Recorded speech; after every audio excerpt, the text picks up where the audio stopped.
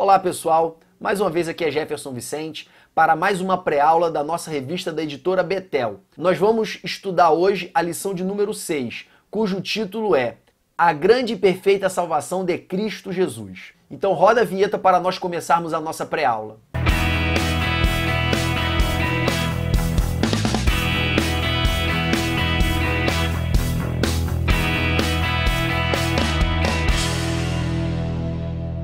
Ao iniciar a nossa pré-aula de hoje, é importante você perceber que o tema da lição de hoje nada mais é do que o tema geral que foi desmembrado em várias etapas nas lições anteriores. A lição de hoje, que é salvação, ela é um tema grande da teologia sistemática, chamada soteriologia. E nesse tema chamado soteriologia, nós estudamos a fé, nós estudamos o arrependimento, nós estudamos a conversão, nós estudamos também as ações de Deus em relação ao homem, como o chamado, como a justificação, como a regeneração, como a glorificação. Então a lição de hoje, ela é um grande resumo de todos esses grandes temas da teologia sistemática. Por ser um resumo, inevitavelmente nós vamos falar hoje sobre assuntos que já foram abordados anteriormente. Só que eu vou fazer um grande esforço para tratar desses assuntos de maneira inovadora. Tratar desses assuntos a partir de versículos e de perspectivas que não foram tratadas anteriormente, para que você tenha uma visão complementar do que já foi tratado nos vídeos anteriores. Então vamos iniciar essa empreitada abordando o nosso tópico 1, a doutrina do pecado original. E eu vou dividir esse tópico 1 em dois subtópicos. No primeiro subtópico, eu vou falar acerca do pecado como escravidão versus a salvação como redenção. E no segundo subtópico, eu vou falar do pecado como inimizade contra Deus e salvação como reconciliação com Deus. Então eu já queria inaugurar o nosso subtópico 1 lendo com vocês o livro de Tito, capítulo 3, versículo 3, aonde está escrito: Pois nós também, outrora, éramos nécios, desobedientes, desgarrados, escravos de toda sorte de paixões e prazeres, vivendo em malícia e inveja, odiosos e odiando-nos uns aos outros. Como vocês podem ver dessa leitura, antes de nós sermos salvos, antes de nós sermos libertos, nós éramos escravos, nós éramos sem liberdade, nós éramos presos a toda sorte de paixões e prazeres e todo tipo de sentimentos ruins. A Bíblia demonstra que nós não tínhamos liberdade para nos ver livres desses sentimentos. Nós não tínhamos liberdade para nos ver livres dessas paixões. Nós éramos escravos delas. E esse termo escravidão é muito utilizado para demonstrar a natureza caída do homem no Novo Testamento. Porque o fenômeno da escravidão era um fenômeno muito comum naqueles dias. Quase a totalidade da mão de obra nos tempos de Paulo era uma mão de obra escrava. E por isso usar a terminologia da escravidão era uma boa representação para fazer com que os leitores ou os ouvintes de Paulo compreendessem esse fenômeno do pecado. E a escravidão no tempo do Novo Testamento tinha basicamente três origens. A primeira origem era o direito de guerra. A ideia que existia era que quem pode mais, pode menos. Então, se numa guerra contra o inimigo eu posso matar o meu inimigo, eu tenho o direito de matar o meu inimigo, eu posso menos também, que é poupar a sua vida e torná-lo meu escravo. Então essa era a lógica de todas as conquistas do Império Romano. Aonde eles chegavam que havia resistência, eles derrotavam esses povos que resistiam e escravizavam as pessoas daqueles povos. A ideia que se tinha era de que isso era um direito do conquistador. A segunda forma de se tornar escravo era através de uma ação voluntária. O homem, por conta própria, em virtude da incapacidade de manter a sua família, o homem se entregava voluntariamente como escravo a um homem abastado, a um homem rico. Porque ao se tornar escravo desse homem, ele se tornava servo desse homem, mas também ele recebia sustento desse homem. Então a Bíblia fala da escravidão do pecado como um ato voluntário.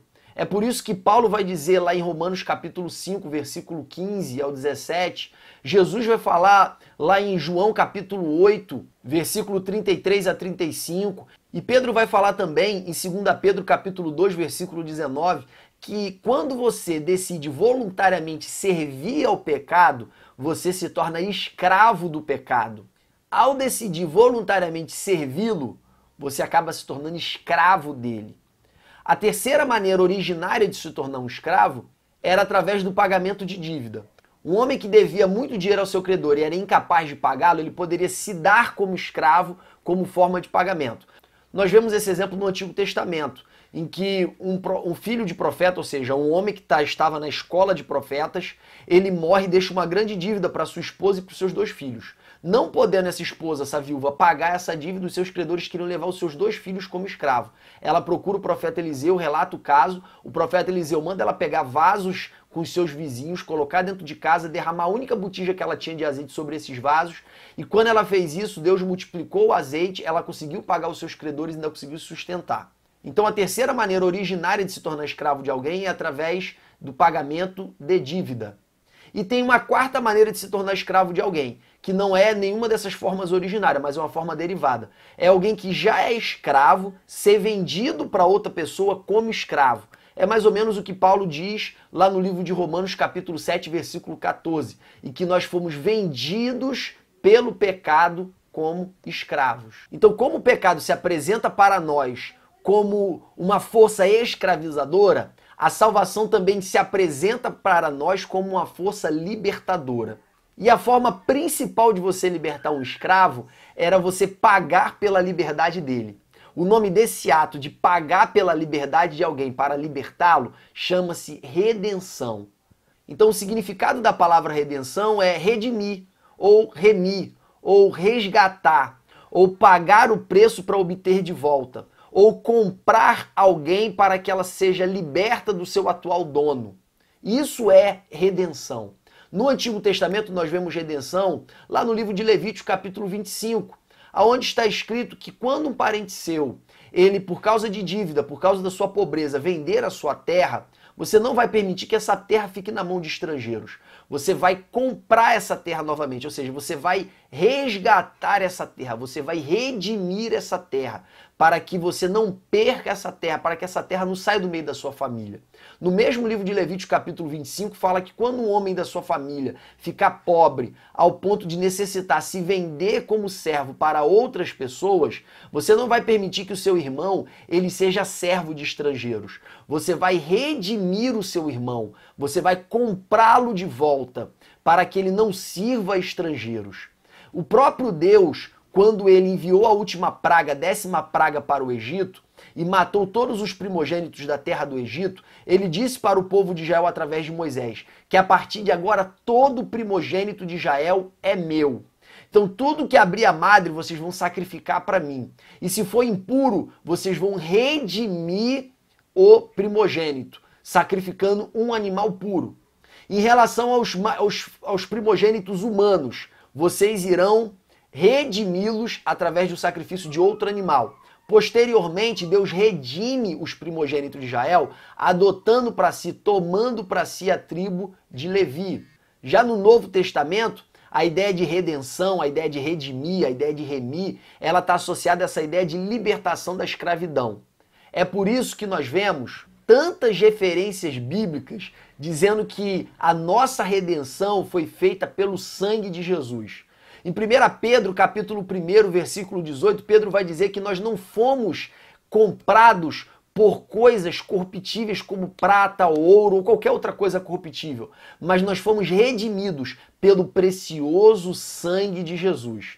É por isso que a salvação ela se apresenta no Novo Testamento muitas vezes como ser comprado, como redenção, como remissão, porque a salvação nada mais foi do que o preço que Deus pagou para nos resgatar da escravidão do pecado. Então a primeira forma de redenção no Novo Testamento é a aquisição. O sangue de Cristo nos readquire, o sangue de Cristo nos redime, o sangue de Cristo nos resgata. A segunda forma de redenção apresentada no Novo Testamento está lá no livro de Romanos capítulo 6, versículo 6, aonde está escrito que nós fomos redimidos ao participarmos da morte de Cristo. Porque uma vez que participamos da morte de Cristo, nós somos libertos da escravidão do pecado. Eu só queria fazer uma observação para vocês, é que na nossa tradução revista e corrigida de João Ferreira de Almeida, não é utilizada a palavra escravidão no Novo Testamento. Para vocês acessarem essa palavra escravidão, vocês vão precisar ler outras traduções, especialmente a Revista Atualizada.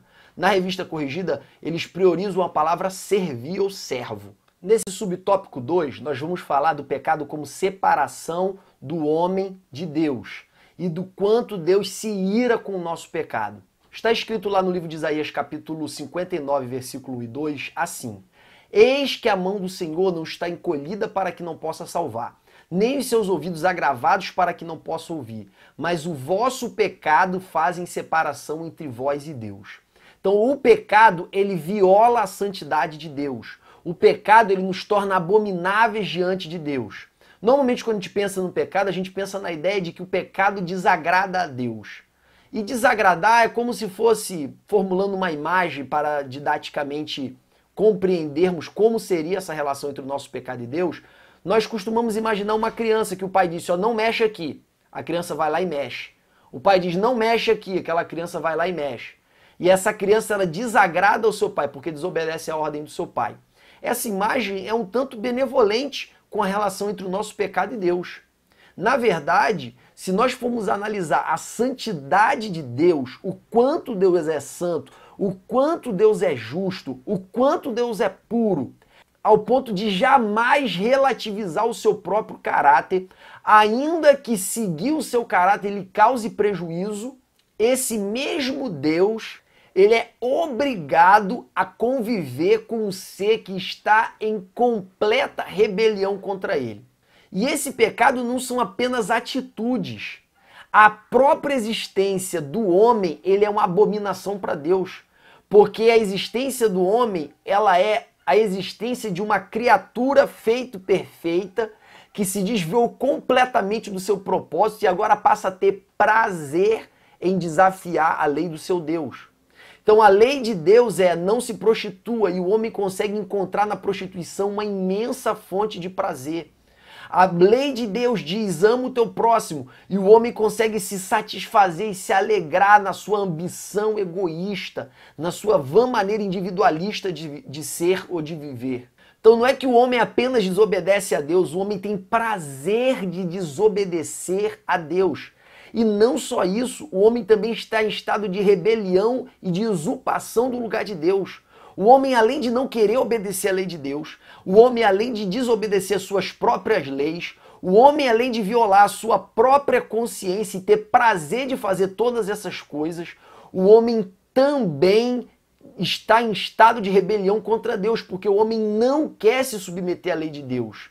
E o homem quer substituir a lei de Deus pelas leis que estejam de acordo com as suas concupiscências. O homem quer tomar o lugar de Deus no centro do universo. O homem quer governar a si mesmo e jamais se submeter ao governo de Deus. Então o homem é um ser em estado de rebelião. Então a melhor imagem para relacionar o pecado do homem com a santidade de Deus não é a criança que desobedece uma ordem do pai para não colocar a mão em determinado lugar ou mexer em determinada coisa. A melhor imagem para representar a relação do pecado do homem com a santidade de Deus é, quem sabe, a imagem de uma barata no seu prato de comida. É, quem sabe, a imagem de larvas na sua carne, na sua panela. São essas imagens nojentas e horripilantes que mais aproximam a ideia do efeito do nosso pecado na santidade de Deus. Portanto, o pecado não é apenas desobediência, o pecado também é rebelião e usurpação. Como Absalão em relação a Davi, que entrou em guerra contra o seu próprio pai ao ponto de desejar matá-lo. O homem entrou em guerra com seu Criador ao ponto de buscar assassiná-lo. E já houve filósofos que ousaram cunhar a frase de que Deus está morto e fomos nós que o matamos. É por isso que a Bíblia vai dizer que o homem está em estado de inimizade com Deus. A Bíblia vai dizer que o homem é inimigo de Deus. A Bíblia vai chamar o homem de filhos da ira. A Bíblia vai chamar o homem de vasos de desonra, preparados para o dia da destruição. A Bíblia vai dizer que o homem é rebelde. A Bíblia, além de dizer que o homem foi separado de Deus por causa do pecado, vai chamar o homem de filhos da desobediência. Deus odeia tanto o pecado do homem que uma vez Deus decidiu destruir a humanidade através do dilúvio, através da água. Esse Deus santo, esse Deus puro, esse Deus que corta na própria carne para não contradizer a sua própria natureza, para não contradizer a sua própria palavra, ele está irado com o homem. Deus, ele tem uma profunda ira contra esse estado de rebelião e esse estado de pecado. E Deus, durante a história das Escrituras, ele vem revelando essa ira de diversas maneiras. A primeira maneira é o dilúvio. Deus decide destruir a humanidade completamente por causa do seu pecado. O pecado do homem foi tão hediondo diante de Deus que a Bíblia descreve que o mau cheiro do pecado subiu às narinas de Deus. Essa mesma ira de Deus contra o pecado é manifestada em Horebe. Quando Deus vai estabelecer as leis para o povo de Israel, Deus fala para Moisés: cerca o monte, e tudo aquilo que passar dos termos dessa cerca deverá ser morto. E Deus, ele se manifestou com fumaça, com fogo, com enxofre, com escuridão. E o pavor de Deus se apoderou de maneira tão tremenda do coração do povo que eles disseram para Moisés: Moisés, fale você conosco e não Deus.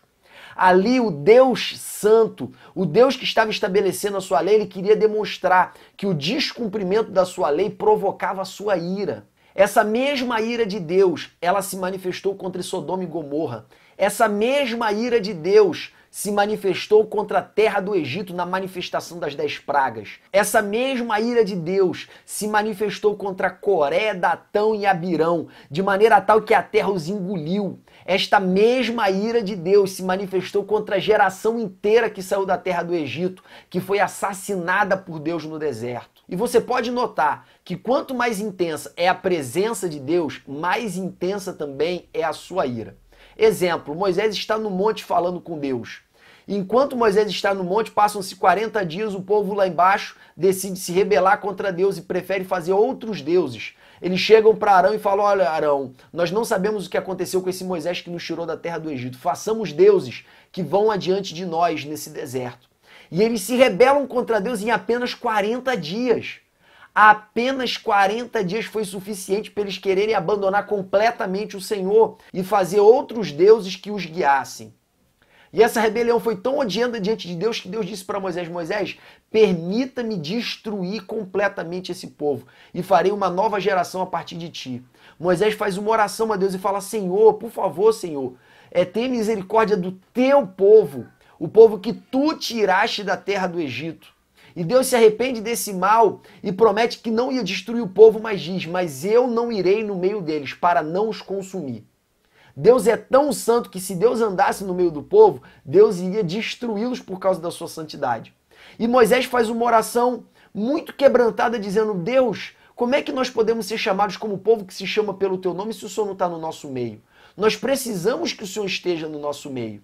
E aí Deus fala para Moisés: tá bom, Moisés, até isto te ouvirei, porém quando eu estiver no meio do povo eu visitarei o pecado deles. Dito e feito. Quando Deus chegou no meio do povo, Deus assassinou várias pessoas. Nós vemos também que quanto mais intensa é a presença de Deus, maior é o juízo de Deus na história de Nadab e Abiú. Nadab e Abiú eram filhos de Arão. E lá em Levítico, no capítulo 11, nós vemos que no finalzinho do capítulo 10, Deus manda fogo do céu sobre o altar e consome o holocausto. Quer dizer, Deus envia fogo dele mesmo, fogo santo. E Nadab e Abiú, ao invés de aproveitar esse fogo santo para levar para dentro do templo para oferecer os incensos no altar, o que Nadab e Abiú fazem? Eles pegam fogo estranho, pegam fogo de fora. E quando eles entram no templo com aquele fogo estranho, Deus os fulmina naquele exato momento. E Deus diz para Moisés e para Arão: porque eu serei santificado entre vós. Deus demonstra que quanto maior é a sua presença, maior é o seu juízo. É por isso que ele fulminou Uzá, quando Davi quer trazer a arca do Senhor para Jerusalém. Uzá estava bem intencionado, ele não queria deixar a arca cair, mas Davi e todo aquele povo estava em desobediência diante de Deus. Deus, na lei, determinou a maneira exata de como a arca deveria ser conduzida, que era no ombro dos levitas, mas Davi colocou ela num carro novo. Por que não seguiu as instruções? Por que não simplesmente obedeceu a ordem de Deus? Por que preferiram fazer diferente se Deus pediu para fazer de outra forma? E aí, quando a arca queria tombar da carroça, Uzá coloca a mão e na mesma hora Deus fulmina Uzá. Porque quanto mais intensa é a presença de Deus, maior é o seu juízo. É por isso que nós vemos também no Novo Testamento, no livro de Atos, como Deus fulminou Ananias e Safira. Aquele momento da vida da igreja primitiva era tão sublime, a presença de Deus era tão intensa, que Deus não podia tolerar a hipocrisia naquele lugar. E é por isso que ele é tão incisivo, ele é tão intenso. Da mesma forma é o juízo de Deus contra Cafarnaum, Betsaida e Corazim. Deus diz, olha só, ai de você, Cafarnaum, ai de você, Betsaida, ai de você, Corazim. Se em Sodoma e Gomorra, Tiro e Sidom tivessem sido operados os mesmos sinais, eles teriam se arrependido com panos de saco. Então o juízo sobre vocês vai ser muito maior, porque a quem muito é dado, meu irmão, esse versículo não está nesse texto, esse versículo está em outra parte, mas ele segue a mesma lógica, porque a quem muito é dado, muito é cobrado.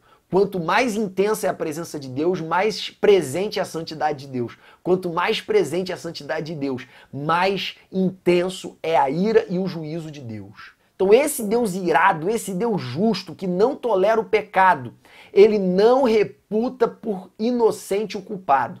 Diz a Bíblia lá no livro de Isaías, capítulo 53, versículo 10, que a Deus agradou moer o seu filho. A pena do pecado é a morte. Está lá em Gênesis capítulo 2, que se deste fruto comeres, certamente morrerás. Então o salário do pecado é a morte, a pena do pecado é a morte. E essa morte ela é de 3 níveis. A primeira morte é a morte espiritual, que é a morte da natureza de Deus em nós. A segunda morte é a morte física. E a terceira morte é a morte eterna. E a quarta punição contra o pecado é o sofrimento humano, que foram as penalidades estabelecidas lá em Gênesis capítulo 3. Então todas essas penas são penas contra o pecado, contra a desobediência. E a principal dessas penas é a morte. Porém, se Deus, o Deus justo, o Deus irado contra o pecado, ele executa a sua pena contra a sua criatura, jamais ele podia fazer com que essa criatura se voltasse para ele novamente. Porque a morte é a separação perpétua. Então qual seria a solução? Porque o mesmo Deus justo e irado é o Deus que ama intensamente a sua criação. A justiça de Deus não exclui o amor de Deus, e o amor de Deus não exclui a justiça de Deus. Então qual foi a solução de Deus para reharmonizar o seu amor e a sua justiça em relação ao homem? Deus, ele executa o seu juízo contra si próprio na pessoa do seu filho. A cruz, ela reconcilia o amor com a justiça. A cruz, ela faz com que o Deus justo também seja o Deus justificador de Romanos capítulo 3. Porém, a cruz, ela não é a absolvição do pecado. A cruz, ela é a execução da pena sobre si próprio. Então, existe um pequeno equívoco na nossa revista, quando fala de justificação, que fala que a justificação é a absolvição do homem diante de Deus. Não!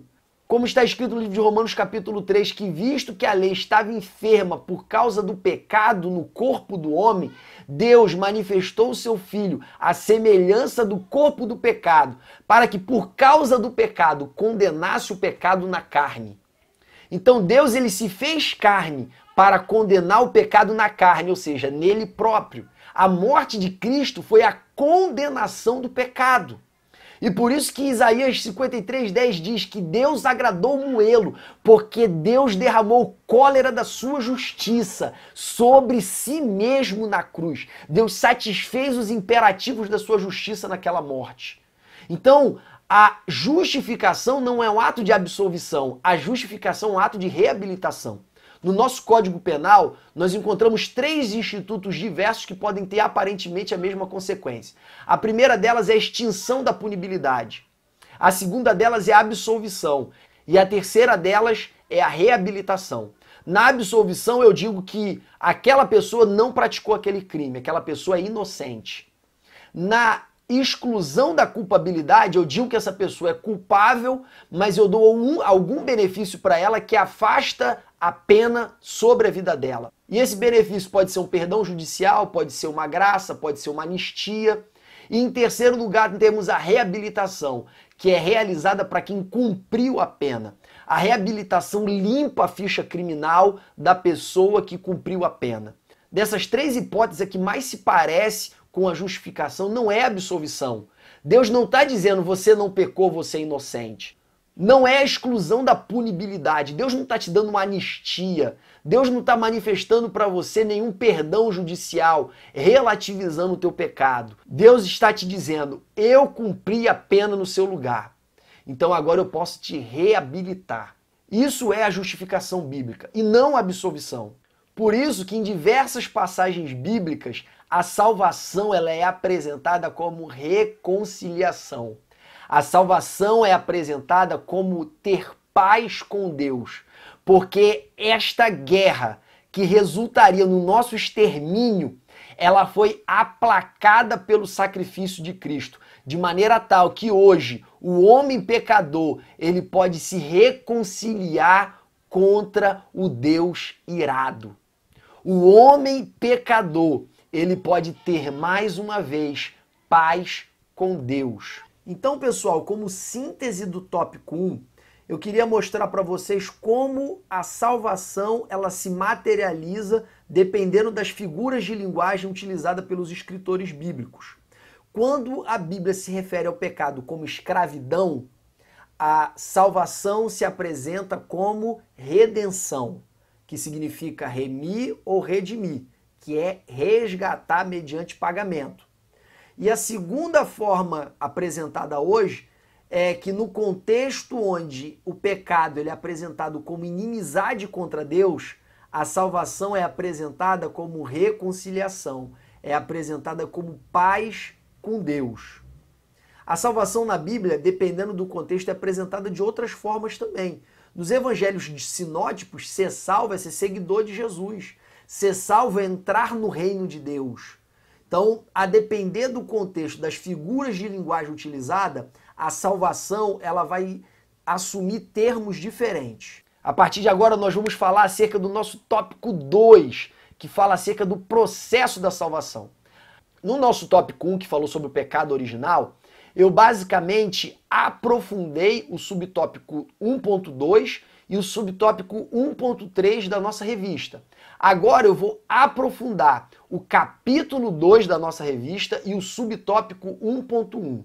Vamos começar então falando de maneira genérica sobre todo o processo da salvação. Em primeiro lugar, no processo da salvação, nós temos a eleição e a predestinação. Por favor, não desligue este vídeo. Eu vou defender o ponto de vista assembleano sobre esse tema. Mas eu preciso que você não pense aqui que eu vou defender uma doutrina da qual você é contra. Calma. A segunda etapa da salvação é o chamado. A terceira etapa da salvação é a justificação e a regeneração. E a quarta e última etapa da salvação é a glorificação.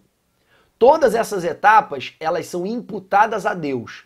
E o homem, ele pode responder essas etapas. Como é que o homem responde essas etapas? Através da fé, através do arrependimento, através da conversão, através da santificação e através da perseverança. Então, Deus, ele realiza ações progressivas em direção à nossa salvação e o homem realiza respostas progressivas diante dessas ações de Deus. E é sobre isso que nós falaremos agora. Antes de falarmos sobre o primeiro passo da salvação, eu gostaria de remetê-los ao subtópico 1.1 da nossa lição de hoje, que fala sobre o plano eterno de Deus para salvar o homem. Deus não foi pego desprevenido com o pecado do homem. Está escrito na palavra de Deus que o Cordeiro estava morto antes da fundação do mundo. Cristo, na oração sacerdotal, ele declara: Pai, glorifica-me com a glória que eu tinha contigo antes da fundação do mundo. Ou seja, Cristo ele já havia se despido da sua glória, Cristo ele já havia abdicado da forma de Deus antes da fundação do mundo e ficou aguardando apenas a plenitude dos tempos para se revelar. Como está escrito em 2 Timóteo capítulo 1, versículo 9, que nos salvou e chamou com uma santa vocação, não segundo as nossas obras, mas segundo o seu próprio propósito e graça, que nos foi dada em Cristo Jesus, antes dos tempos dos séculos. Antes dos tempos dos séculos. Deus já havia nos amado antes dos tempos dos séculos. Deus já havia preparado a nossa salvação antes dos tempos dos séculos. É por isso que ele diz lá em Jeremias capítulo 1, versículo 2, com amor eterno vos amei. Eu abordei esse tema do amor de Deus e ressaltei esse amor eterno de Deus na nossa lição de número 1, que fala sobre a revelação do amor de Deus.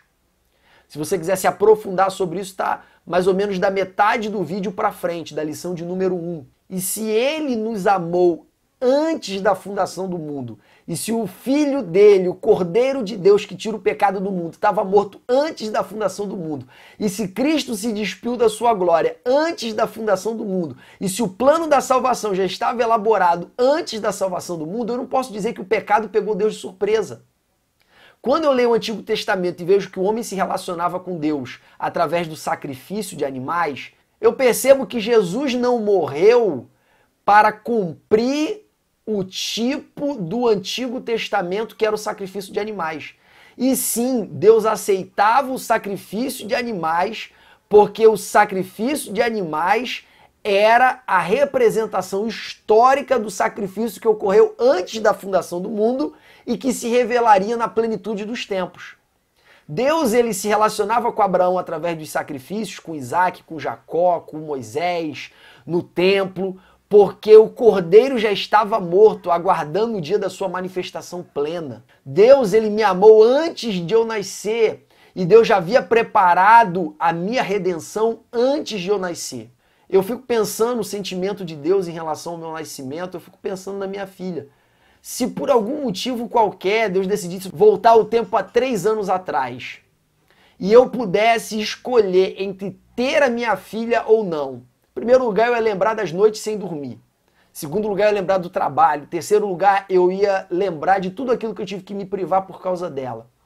E se você me perguntasse, Jefferson, diante de tudo isso, você teria ela novamente? Eu teria ela novamente, com certeza, sem sombra de dúvida. Se eu voltasse no tempo e permanecesse com o mesmo sentimento que eu tenho hoje, voltando no tempo há 3 anos atrás, eu iria aguardar cada segundo e cada milésimo de segundo pelo nascimento dela. Eu provavelmente aproveitaria muito mais o nascimento dela, eu aproveitaria muito mais ela miudinha, ela agora está com 1 ano e 3 meses, mas eu aproveitaria muito mais do que eu aproveitei os primeiros meses dela. Por quê? Porque eu já tenho um grande amor por ela, esse amor foi crescendo com o tempo. Então se eu voltasse no tempo, eu faria tudo de novo por amor a ela. E eu imagino Deus já me conhecendo, já vislumbrando os momentos em que eu iria rasgar meu coração diante dele, em que eu iria me quebrantar, em que eu iria adorá-lo, em que eu iria entregar a minha vida, o meu tempo, em que eu iria me sacrificar por amor a ele. Eu imagino Deus na expectativa de ocorrer no Cronos aquilo que já está revelado para Deus no Kairos. E por isso Deus já havia reservado para mim o Cordeiro antes da fundação do mundo, para me assegurar de que todo o pecado que eu já pratiquei, todos os pecados que eu ainda vou praticar, não poderão me separar do amor dele. Esse é o amor de Deus pela minha vida, esse é o amor de Deus pela tua vida. E se Deus me conhecia antes de eu nascer, Deus também conhece quem vai servi-lo e quem não vai servi-lo. A Bíblia chama isso de eleição. Sobre esse tema eleição, eu peço que você tenha muita calma e preste muita atenção no que eu vou falar. A Igreja Assembleia de Deus não discorda da doutrina da eleição. O que ela discorda é de um segmento da doutrina da eleição. E eu vou explicar e vai ficar muito claro para você. A Bíblia está escrito que muitos são chamados, mas poucos são escolhidos. Quando Jesus fala isso, o que ele está querendo dizer? A oportunidade é dada para muitos. Porém, poucos aproveitam essa oportunidade, então poucos serão escolhidos.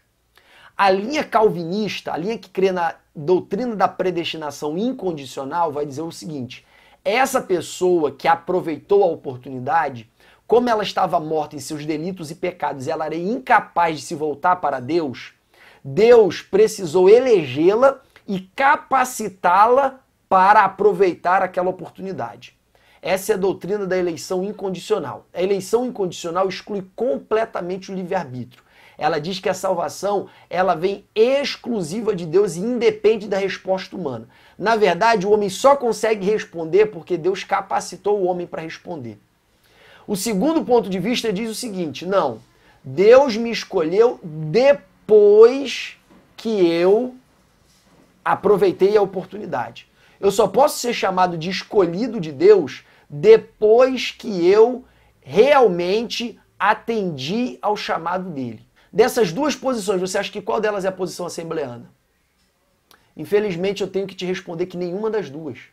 A Assembleia de Deus não segue a linha calvinista da predestinação incondicional e a Assembleia de Deus também não segue a linha de que você só é escolhido depois que você faz tudo certo.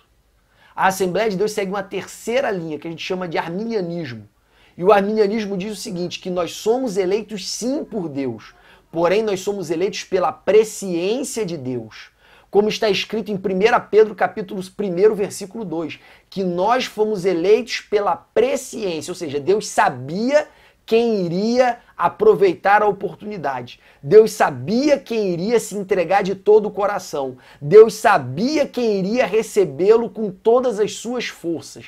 E a esses Deus escolheu, a esses Deus elegeu. É por isso que nós não precisamos riscar da Bíblia Efésios capítulo 1, versículo 4, que é citado pelo comentarista da revista, nosso pastor Abner Ferreira, no segmento azul da nossa revista, que é a revista dos professores. Ele cita lá no tópico 1.1, Efésios capítulo 1, versículo 4, que diz que Deus nos elegeu em Cristo antes da fundação do mundo. Então, muito antes de nós nascermos, nós já éramos eleitos, nós já éramos escolhidos. Porém, essa eleição, de acordo com o que nós cremos, nós da Assembleia de Deus, é uma eleição pela presciência. Deus já sabia quem iria entregar o seu coração por completo e Deus já sabia quem não iria entregar o seu coração por completo. E aqui eu fecho um raciocínio que eu iniciei na lição passada, falando acerca de que Cristo repele os fãs. Jesus não faz questão de ter fã. E por que Jesus não faz questão de ter fã? Porque Jesus sabe que o fã tem uma fé condicional. Jesus sabe que o fã tem uma fé limitada. Jesus sabe que o fã tem uma fé que não suporta questionamento, que não suporta desafio, que não suporta prova e que não está disposto a entregar totalmente o seu coração. E por isso Jesus não quer nem perder tempo com ele, porque Jesus já sabe o coração dele, Jesus já sabe quem ele é. E aí você começa a entender várias frases de Jesus. Uma vez Jesus estava pregando por parábola, os discípulos chegaram para Jesus e falaram com ele: Mestre, por que o senhor fala por parábola se ninguém entende nada? Estou parafraseando os discípulos. Jesus olha para eles e diz assim: para que ouvindo não ouçam, vendo não vejam, e não se arrependam e eu não os cure. Jesus, ele não queria perder tempo com as pessoas que não iriam entregar a sua vida completamente para ele. Deus, ele queria se desgastar, o tempo de Jesus era urgente, ele tinha apenas 3 anos. Ele queria se desgastar, ele queria gastar o seu tempo com aqueles que eram os eleitos, aqueles que ele sabia que iriam se entregar de todo o coração diante da mensagem do Evangelho. É por isso que em João capítulo 8, Jesus está debatendo com os judeus que creram nele superficialmente. E logo depois de Jesus falar aquela palavra: se vocês permanecerem nas minhas palavras, verdadeiramente sereis meus discípulos e conhecereis a verdade vos libertará. E aqueles homens que tinham crido nele imediatamente se rebelaram contra ele. No decorrer daquela conversa, Jesus diz para eles: sabe por que vocês não entendem o que eu falo? Porque vocês são incapazes de compreender o que eu digo. Sabe por que vocês não compreendem o que eu digo? Porque vocês são incapazes de entender o que eu falo. Vocês têm por pai o diabo. Vocês não fazem parte das minhas ovelhas. Vocês não foram eleitos. Lembrando que essa eleição, para nós assembleanos, é uma eleição pela presciência. Deus já sabe quem vai se entregar completamente. Deus já sabe quem não vai se entregar completamente. É por isso que ainda no Evangelho de João, ele diz novamente lá no capítulo 6, só pode vir a mim aquele que o Pai me trouxer. É por isso que ele também diz no livro de João que as minhas ovelhas conhecem a minha voz. Elas não seguem um ladrão, elas não seguem um usurpador, porque eu conheço elas e elas me conhecem. Então as pessoas que vão se entregar completamente para Deus, essas são alvo de Deus. É por isso que em Atos capítulo 2 você vai ver escrito que e Deus acrescentou aos discípulos aqueles que haveriam de se salvar. É por isso que Deus fala para Paulo, quando Paulo chega em Corinto: olha só, Paulo, não tema a perseguição neste lugar, porque eu tenho muitos filhos neste lugar. E quem eram essas pessoas? Eram as pessoas que Jesus tinha certeza que ao ouvirem o Evangelho, iriam se entregar de todo o coração ao Evangelho. E isso nos faz entender por que que Deus não extermina algumas pessoas, por que que Deus ele dá tanto livramento a alguns jovens e a alguns adolescentes, por que que Deus ele batiza com o Espírito Santo jovens tão rebeldes, por que que Deus insiste tanto com algumas pessoas que aparentemente não querem nada com Deus. É porque Deus já está vendo aquela pessoa lá na frente. Enquanto nós no Cronos, no tempo humano, estamos vendo um rebelde, estamos vendo alguém que não quer nada com Deus, estamos vendo alguém que é totalmente desobediente, Deus já está enxergando daqui a 10, 20 anos aquela pessoa como um pastor, Deus já está enxergando aquela pessoa daqui a 10, 20 anos como um missionário, Deus já está vendo aquela pessoa daqui a 10, 20 anos como um profeta. Deus enxerga além. Uma vez um jovem chegou para mim e falou: Jefferson, eu acho que eu não sou filho de Deus, porque eu não consigo me arrepender, eu não consigo chorar e tal. Eu falei: querido, presta atenção, Deus ele te aceita, porque Deus ele te enxerga depois da tua cura. Deus tem cura para você e ele já consegue te ver curado, adorando o nome dele, fazendo a sua vontade de todo o teu coração. Então, quando eu percebo essa doutrina da eleição na Bíblia, eu abraço essa doutrina da eleição, eu começo a compreender os planos de Deus, por exemplo, para a vida de Paulo. Paulo, ele perseguiu os cristãos, jogava os discípulos de Jesus na cadeia. Paulo, ele consentiu com a morte de Estevão. E quando Paulo ficou cego no caminho de Damasco, Ananias falou para Deus assim: Deus, mas esse homem nos persegue. Aí Deus olha para Ananias e diz: Ananias, esse homem há de padecer muito pelo meu evangelho. Quando Paulo estava lançando os homens na prisão, Deus já estava enxergando Paulo em Filipos, adorando a Deus no cárcere inferior à meia-noite. Quando Paulo estava consentindo na morte de Estevão, e provavelmente foi um dos seus apedrejadores, Deus já estava enxergando Paulo sendo apedrejado em Listra. E sendo apedrejado porque não quis receber a adoração daquele povo que o consideravam como Deus depois que ele curou um homem paralítico.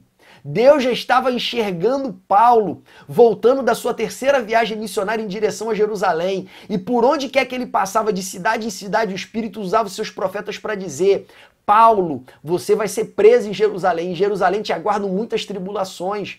E aquelas pessoas que viajavam com ele diziam: Paulo, por favor, Paulo, não vai para Jerusalém. Aí Paulo olha para eles e diz: em nada eu tenho minha vida por preciosa, contanto que eu cumpra a vocação com a qual eu fui chamado. Quando Paulo chega em Cesareia, Deus usa Ágabo como profeta que se ata suas próprias mãos e diz: ó, o dono desse cinto assim será atado em Jerusalém. E aí os amigos de Paulo mais uma vez chegam para Paulo e diz para Paulo: Paulo, não vá para Jerusalém. Com muitos choros eles pedem a Paulo. Aí Paulo fala: por favor, parem de constranger o meu coração. Vocês não sabem que eu não estou apenas disposto a ser preso por Cristo, mas como também morrer por ele. Era esse Paulo que Deus enxergava no dia do apedrejamento de Estevão. Era esse Paulo. Era o Paulo eleito que Deus sabia que no dia que se convertesse, seria o homem que estaria disposto a entregar tudo por amor a Deus. Pedro, que você enxerga nos evangelhos como covarde, que fala para Jesus: que isso, Jesus? Vai morrer para quê? Você é o Messias.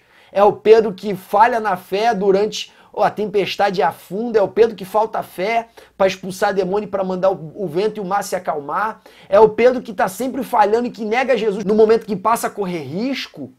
Quando nós olhamos para esse Pedro, a gente pode pensar assim: cara, esse cara não vai dar em nada. Mas Jesus já olhava para o Pedro transformado, já olhava para o Pedro convertido e dizia para ele: Pedro, quando te converteres, apacenta os teus irmãos. Quando nós olhamos para o Pedro incrédulo, Jesus já via o Pedro que teria tanta fé ao ponto dos enfermos serem curados pela sua sombra. Enquanto nós vemos nos evangelhos um Pedro totalmente vacilante, Jesus já enxergava Pedro como um pastor presidente. Esse é o olhar de Deus para as nossas vidas e por isso que ele insiste tanto com algumas pessoas, porque essas pessoas já foram eleitas antes da fundação do mundo pela presciência de Deus. E nós não cremos, nós assembleanos, nós que estudamos a doutrina arminiana assembleana, nós não cremos apenas na eleição, nós também cremos na predestinação. É por isso que o pastor Abne, ele coloca lá no comentário do professor, no tópico 1.1, o livro de Romanos capítulo 8, versículo 28, 29 e 30, onde está escrito: porque todas as coisas contribuem para o bem daqueles que amam a Deus, daqueles que são chamados conforme o seu propósito, porque ao que dantes conheceu, a estes também predestinou para serem conforme a imagem do seu Filho, a fim de que ele seja o primogênito entre muitos irmãos. E aos que predestinou também chamou, justificou e glorificou. Quando a Bíblia fala em Romanos 8:29 que nós fomos predestinados para serem conforme a imagem de Cristo, é porque Deus na eternidade ele já sabia que ia entregar o seu coração completamente para ele. E já preparou um destino para essas pessoas, que era ser conforme Jesus.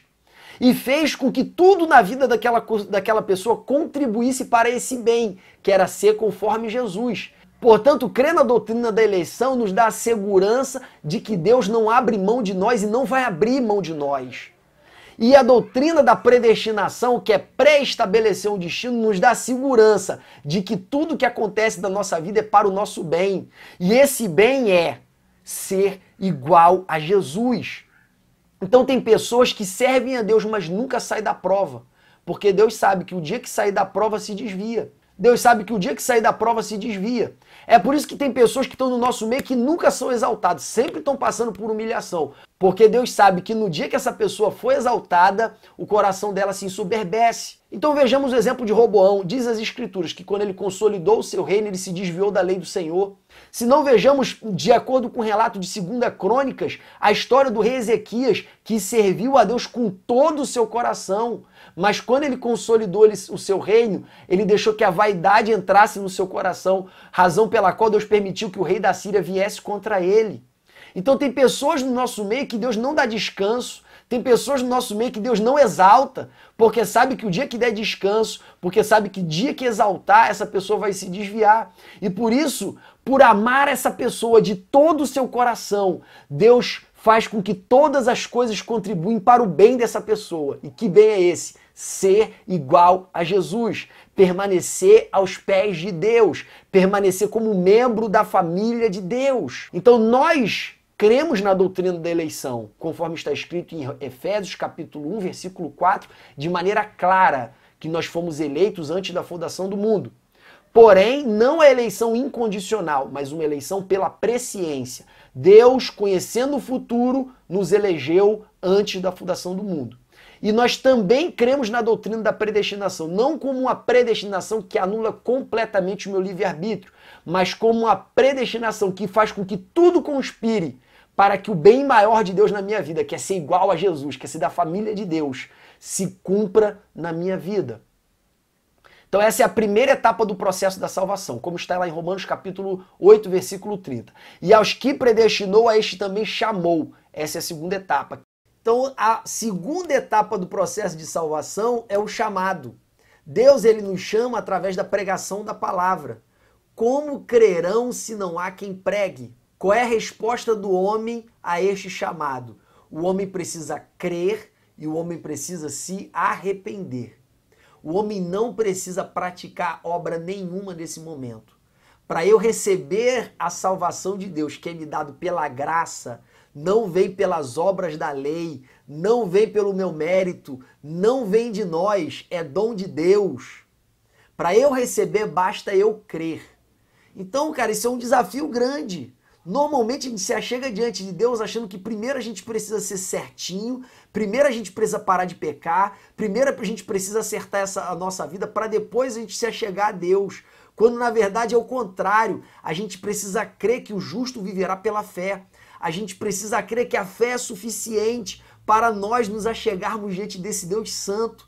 E que se eu crer nele de todo o meu coração, que ele pode me curar, que ele pode me sarar, que ele pode me perdoar, que ele pode me purificar, realmente eu vou ter acesso a essa graça. Mas enquanto eu achar que eu devo primeiro me acertar para depois me chegar para ele, eu vou continuar pelo caminho da lei e não vou ter acesso a essa graça. Porque pela lei ninguém vai ser salvo, pela lei ninguém vai se aproximar de Deus, porque a lei ela encontra uma barreira intransponível, que é a doença da minha carne. A outra resposta é o arrependimento. Uma vez que esse chamado também revela o meu pecado, a minha resposta a essa revelação é me arrependendo. A etapa de número 3 é a justificação e a regeneração.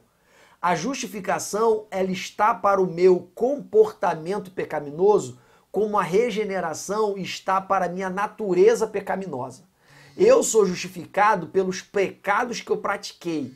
porque a pena por eles foi imputada sobre Cristo na cruz. Porém, eu sou regenerado não pelo que eu pratiquei, mas pelo que eu sou. A justificação é uma obra de Cristo, consumada na cruz. E ela está consumada mesmo, tetelestai. Ela foi garantida na cruz, tanto dos pecados que eu já pratiquei, quanto dos pecados que eu ainda praticarei.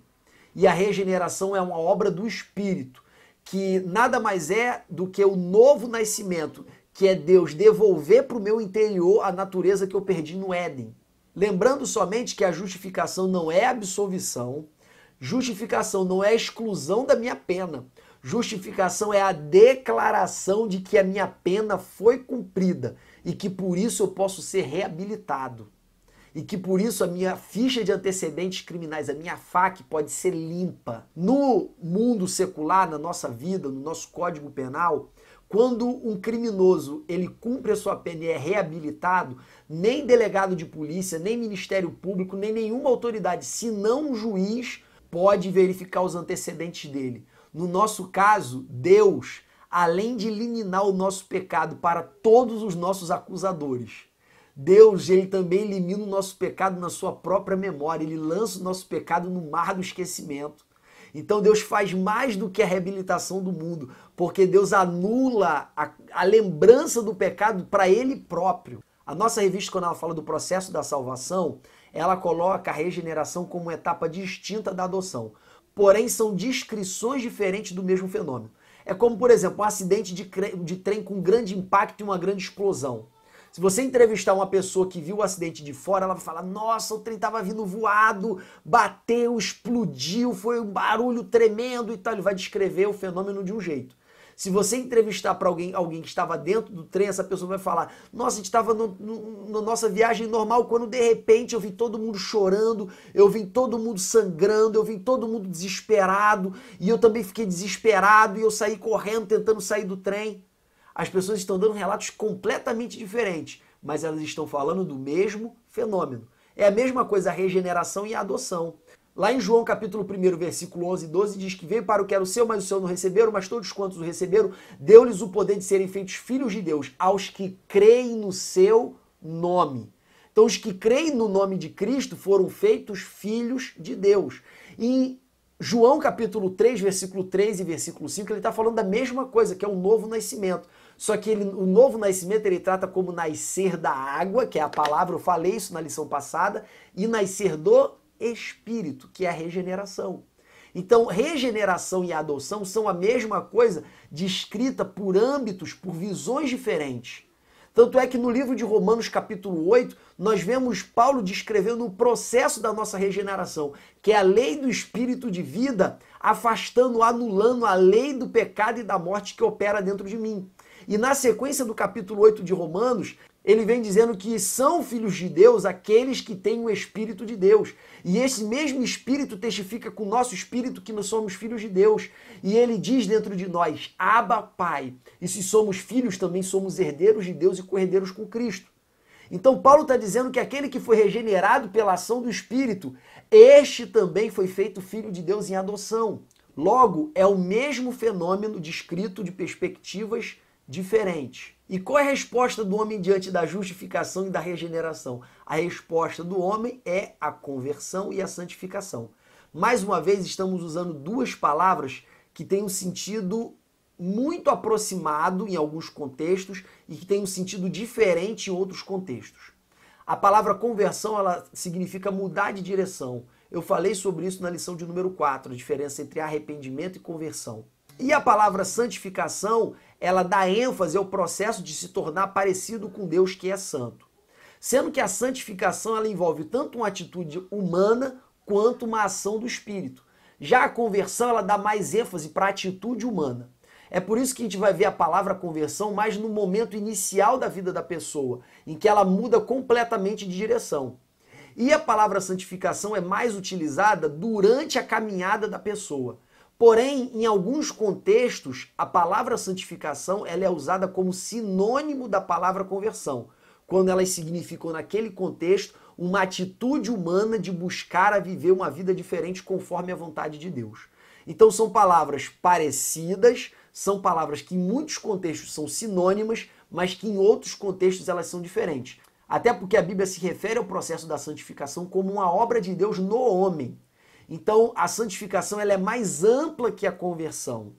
Apesar de que em alguns contextos, eu repito mais uma vez, elas podem ter o mesmo sentido quando elas estão se referindo à ação do homem de mudar de vida. E aqui nesse ponto é importante a gente enfatizar veementemente que não é possível uma conversão genuína, não é possível uma santificação genuína, não é possível você ter uma vida transformada se primeiro você não nasceu de novo, se primeiro você não foi regenerado.